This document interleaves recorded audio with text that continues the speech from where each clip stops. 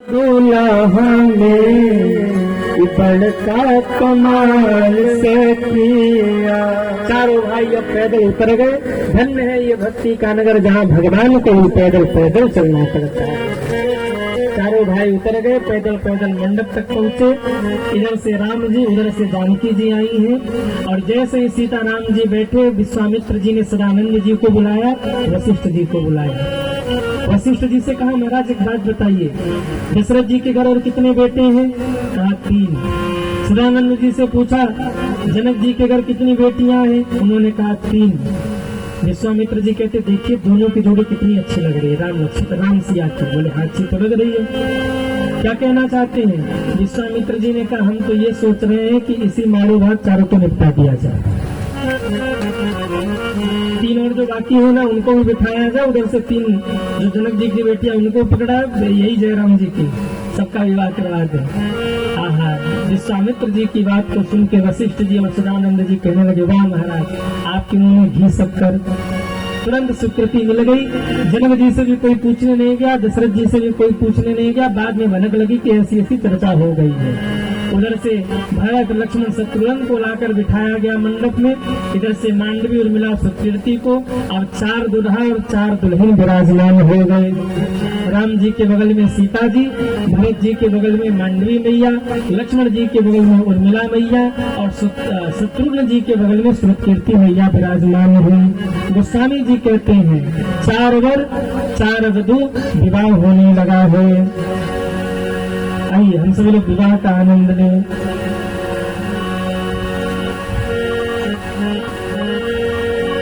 लगे पठारन पाए पंकज प्रेम तन पुलकावली, नगर गान निशान जय धुन उमगी जन चौदिसी चली।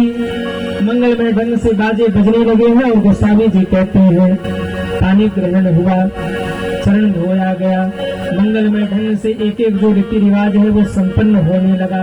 रीति रिवाज को संपन्न करते करते अब भावरी का समय आया। 4 वर 4 वधू खड़े हुए। बाबा कहते, कुंवारो कुंवारो कर भावरी देही, अनुभव करिए, हो सके तो दोनों नेत्र बंद करिए और अनुभव करिए कि राम जी भावरी ले रहे हो। उनके पीछे उनके साथ में सीता मैया चल रही है, भरत जी के साथ में मांडवी मैया चल रही है, लक्ष्मण जी के साथ में उर्मिला मैया चल रही है, शत्रुघ्न जी के साथ में सुकीर्ति मैया चल रही, भावरी हो रही है। कुंवारो कुंवारो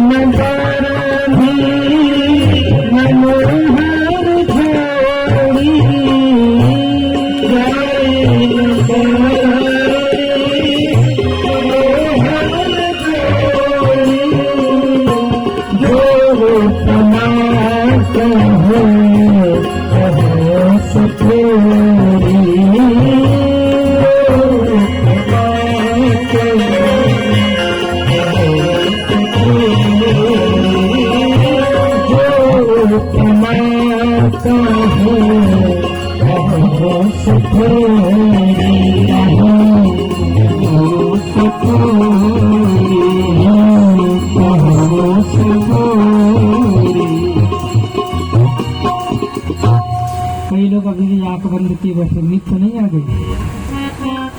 राम जी का विवाह हो रहा और सीता जी राम जी को कैसे देख रही हैं? बोले तो जब भावरी हो रही है ना, तो खम्भों में मड़ियां लगी हुई है। और जब राम जी निकलते हैं तो उन मड़ियों के खम्भे में राम जी का स्वरूप दिखता है। जानकी जी बड़े संकोच के साथ भावरी करते हुए उन खम्भे के सामने तो देख नहीं सकती, बड़े बुजुर्ग हैं, तो बोले जो मड़ियों में खम्भे में जो लगा हुआ है, खम्भों में मड़ियां, उन मड़ियों में राम जी की झांकी झलक रही है। उसी में धीरे धीरे जानकी जी राम जी के स्वरूप का दर्शन करके प्रसन्न हो रही, आनंदित हो रही। कहते उसी समय 33 कोटि देवी देवता रूप बदल के प्रकट हो गए। कोई ढोल बजाने लगा, कोई गीत गाने लगा, सारी जितनी भी देवियां थी सब मंगल गान गाने लगी। ब्रह्मा जी भी आ गए, शंकर जी भी आ गए, इंद्र भी आ गए। ब्रह्मा जी जोर जोर से रोने लगे। भगवान शंकर जी ने पूछा, ब्रह्मा जी आप क्यों रो रहे हो? बोले प्रभु देखिए तो इस मंडप में और पूरे जनकपुर का जो श्रृंगार हुआ है, ये श्रृंगार की जो सामग्रियां हैं ना, ये मेरी फैक्ट्री का मटेरियल नहीं है। इससे ये सिद्ध होता है कि भगवान ने दूसरा ब्रह्मा बना दिया, जिन्होंने दिव्य दिव्य श्रृंगार के सामान बनाए और उसी से इस जनकपुर का श्रृंगार हुआ है। लगता है मेरा पद छिन गया। शंकर जी ठाका लगा, कैसे हो ब्रह्मा जी, आप भी भ्रम में पड़ गए। शिव समुझाए देव सब जनिया चरज भुलाहु, हृदय विचारहु धीर धरी, सिय रघुबीर विवाहु। ये मत सोचो कि जनक की बेटी का विवाह और दशरथ के बेटे का विवाह हो रहा है। ये सोचो कि जगत के माई बाप का विवाह हो रहा है, तब तुम्हारा भ्रम मिटेगा। और तुम कह रहे हो तुम्हारे मटेरियल, तुम्हारे कंपनी का ये मटेरियल नहीं, तुम्हारे फैक्ट्री का मटेरियल नहीं लगा इसमें सजावट में। तो ब्रह्मा जी ये क्यों बोल रहे हो कि ये जगत के माई बाप है? इनके विवाह में तो अद्भुत श्रृंगार हुआ है, इसकी कल्पना भी आप नहीं कर सकते। विविध प्रकार से जब समझाया तब ब्रह्मा जी का संदेह मिटा। ब्रह्मा जी को वही संदेह हुआ जो संदेह एक बार एक छोटे से बच्चे को हुआ था। एक बार एक व्यक्ति अपने विवाह का एल्बम लेके बैठा, उसका छोटा सा बच्चा के उसके गोद में बैठा, 7-8 वर्ष का। अब वो व्यक्ति विवाह का एल्बम पलट रहा और अपने बच्चे को दिखा रहा, देख देख तेरी बुआ है, देख देख बुआ ये है। उस समय ऐसी थी तुम्हारी बुआ। अच्छा देख देख तुम्हारे दादा यहाँ, देख देख नाना यहाँ है। अच्छा देख यहाँ मैं बैठा हूँ, यहाँ तुम्हारी माता जी है, यहाँ मौसी जी है, यहाँ मामा जी है, यहाँ ये है वहाँ। देखते देखते बच्चा रोने लगा। पिताजी ने पूछा, क्यों भाई, मेरे विवाह का एल्बम तुम्हें अच्छा नहीं लगा, क्यों रो रहे हो? छोटे से बच्चे ने कहा, पिताजी सबकी फोटो तो खिंचाई पर मेरी फोटो क्यों नहीं खिंचाई? मेरा भी तो फोटो खिंचाना चाहिए था। पिताजी हंसे, बेटा तूने जन्म में दिया था, तेरी फोटो कहाँ से ले आते?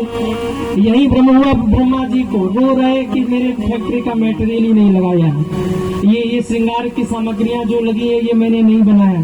शंकर जी समझा रहे हैं, तुम उनके बालक हो, वो माई बाप है, और उनके विवाह में जो श्रृंगार सामान ये लगा है, ये मणि, ये खम्भे, ये सुंदर दिव्य दिव्य आपको जो दिख रहा है श्रृंगार, ये तुम्हारी फैक्ट्री से नहीं, ये तो दिव्य है। ये परमपिता परमात्मा का विवाह, ये उनकी इच्छा से हुआ है, ये उनकी रचना है, तुम्हारी रचना नहीं है। और जब विविध प्रकार समझाया तब ब्रह्मा जी को थोड़ा संतोष हुआ कि चलो हमारा पद बचा है। हृदय विचार धीर हरि सिय रघुवीर विवाह हो। अब तो मंगलमय ढंग से विवाह होने लगा और भावरी के बाद अब ब्राह्मणों के आदेश से सिंदूर दान का समय आया। राम सिंह सिर सिंदूर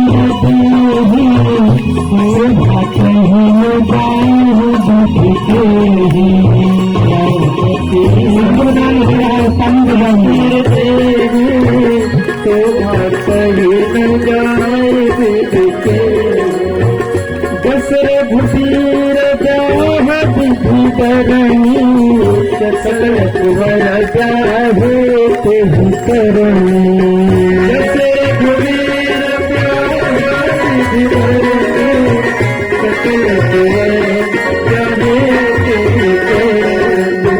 सकल कुंवर जाहे तेहि करनी। सकल कुंवर जाहे तेहि करनी, सकल कुंवर जाहे तेहि करनी।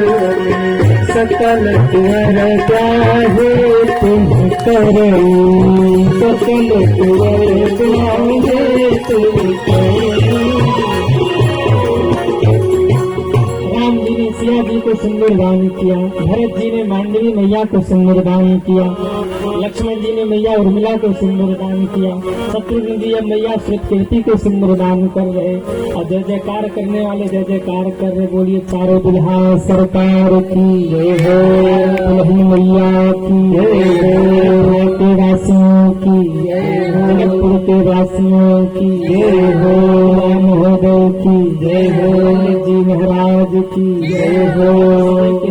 संतों की जय हो। चारों ओर जय जयकार हो रहा, मंगलमय ढंग से भगवान का विवाह संपन्न हुआ। मैंने कल निवेदन किया था कि जब भगवान का विवाह संपन्न होगा तो आप सभी लोग कुछ न कुछ दान दक्षिणा करेंगे। अब भगवान का विवाह संपन्न हो गया, अभी हम लोग कोहबर में चलेंगे, गाली का भी आनंद लेंगे, विदाई का भी आनंद लेंगे। उससे पूर्व भगवान का विवाह हो गया। यथा स्थान पर बैठे बैठे ही आप सभी लोग न्यौछावड़ी निकालने एक गीत में